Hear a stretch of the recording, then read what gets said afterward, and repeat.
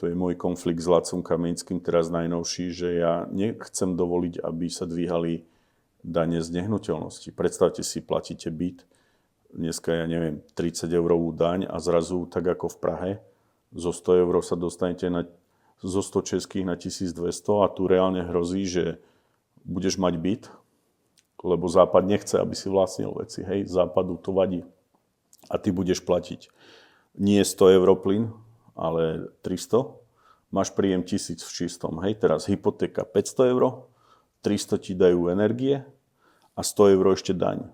A z čoho bude žiť? O koľko by mali o 100% hore daň z nehnuteľnosti? Viete, čo to je rafinované? Lebo to ostane na rozhodnutí mesta. Aha. A možno, že v Bratislave z 30 eur budeme platiť 150. A politici vo vláde, nech mi odpustí aj Robert Fico, povedia, že ale to rozhodla Bratislava, Valo.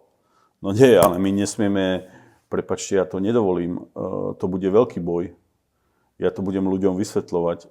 My nemôžeme obciam dovoliť dvíhať dane z nehnuteľnosti do šialenstva, alebo to zabije rodiny.